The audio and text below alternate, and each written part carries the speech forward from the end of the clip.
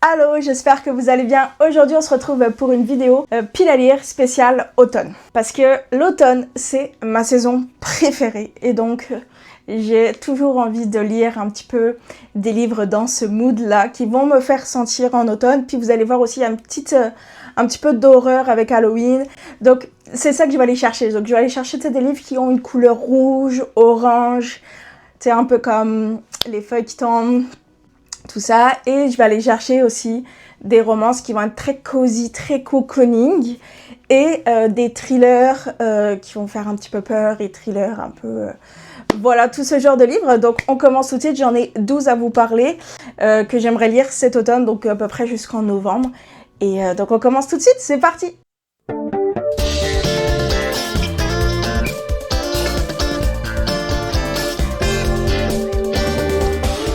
Donc, le premier livre que je vais vous parler, c'est Mon ex et autres malédictions. Donc, c'est une romance avec des sorcières, une malédiction, de la magie, Halloween. Donc, on suit donc une sorcière qui est un peu rancunière et un petit peu bulle. Et elle se venge, en fait, elle vient de quitter son petit ami qu'elle a rencontré l'été. Et elle se venge en lui lançant une malédiction alors qu'on dit très bien qu'il ne faut pas mélanger l'alcool et la sorcellerie. Et du coup, elle le fait, elle lui jette une malédiction. Et ça se passe des années plus tard où le gars retourne dans cette petite ville. Et en fait, ben voilà, ça va prendre une tournure un petit peu plus chaotique. Donc ça a l'air très sympathique, ça n'a pas l'air d'être très compliqué. On va être sur quelque chose de cosy, mais franchement, ça m'attire beaucoup, j'ai très envie de le lire. Deuxième livre, on est sur un cozy mystery, donc on est sur Les filles de Witch Hazel House. Je l'avais vu passer, je pense, l'année dernière, mais j'ai pas lu. Là, on ne peut pas faire plus automne, je trouve. On est vraiment comme, tu sais, la couverture, elle parle d'elle-même, des feuilles, les couleurs, tout. Franchement, ça a l'air trop bien. Donc, on a sorcière, Ouija, cozy, horreur, automne, bref, plein de choses qui me plaisent. Donc, on est dans un manoir mystérieux ou avec des amitiés naissantes et une séance de spiritisme qui va tourner assez mal. Entre une atmosphère cosy, chat et tasse de thé, l'histoire glisse peu à peu vers le frisson. Quand les filles réveillent une présence qui aurait dû rester endormie. Ça a l'air très très cool, honnêtement, ça m'attire vraiment beaucoup. Troisième livre que j'ai envie de lire cet automne, c'est une romance, c'est le Pumpkin Spice Coffee. Ça aussi, je pense que c'était sorti l'année dernière.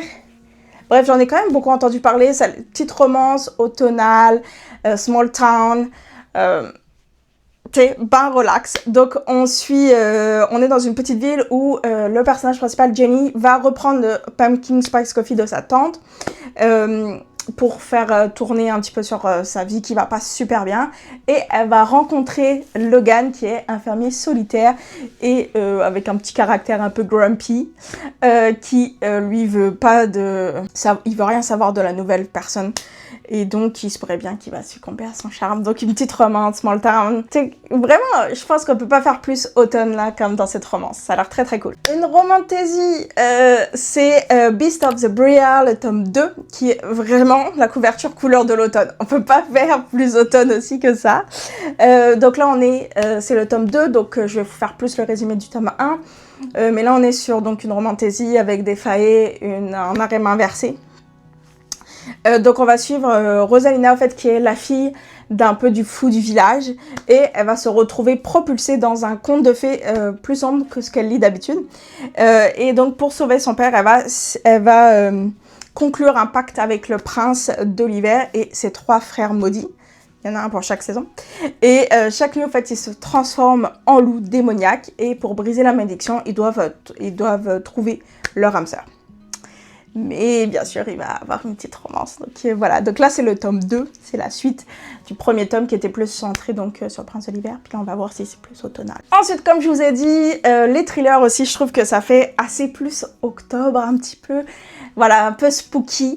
Donc je vais lire le livre Mémoire d'un expert psychiatre. À la veille de sa retraite, on va suivre un psychiatre judiciaire qui va replonger dans ses souvenirs les plus sombres, mais il va avoir des disparitions dans sa nouvelle ville, au fait, où est-ce qu'il s'est installé, et va se retrouver entraîné dans une enquête glaçante où le passé et le présent vont s'entremêler parce qu'il va avoir fait des recherches et je pense que ça va être très sympa. Je pense que ça va faire un peu peur. J'ai entendu beaucoup de bien sur TikTok de ce livre, donc je suis pressée de voir qu'est-ce que ça va donner. Le prochain livre, c'est un thriller encore, c'est 10 ans, Noces de sang. Donc là, on est dans un mariage en Écosse, un mystère, des secrets. Bref, je trouve tout ce qui fait un petit peu cette ambiance, spooky, quoi.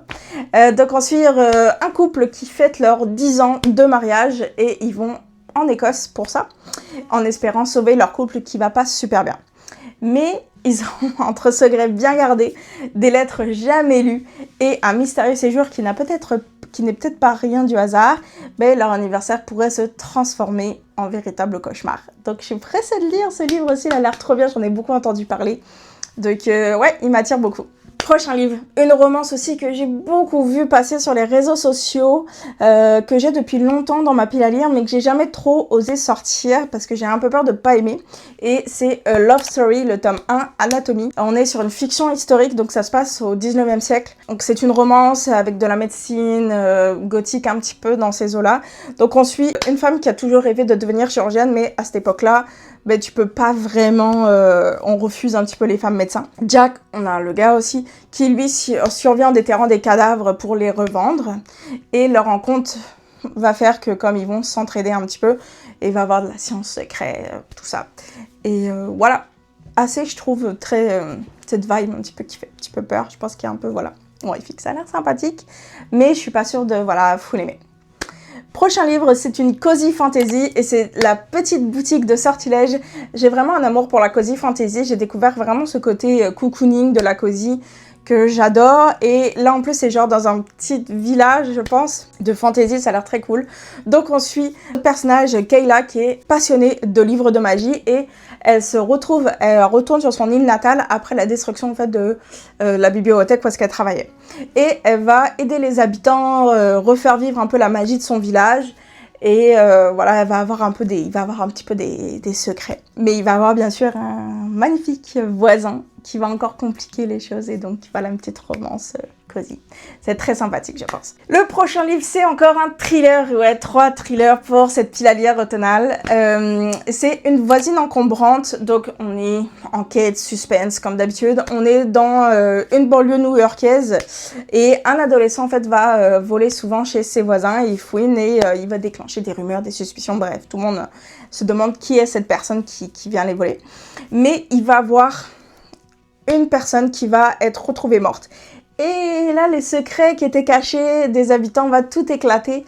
Et personne n'est vraiment innocent dans cette histoire. Et donc, je pense que ça va être très sympa. On va avoir des retournements de situation de fou. Prochain livre, une romance que j'en ai full entendu parler, full passé sur les réseaux sociaux. C'est The South Girl, donc le tome 1 de King University. Donc là, on va suivre Elvira, qui est une jeune détective improvisée qui va débarquer à la King University pour traquer un violeur qui terrorise le Grampus. Donc on va être avec une enquête dangereuse, des secrets à découvrir et tension avec le capitaine de hockey.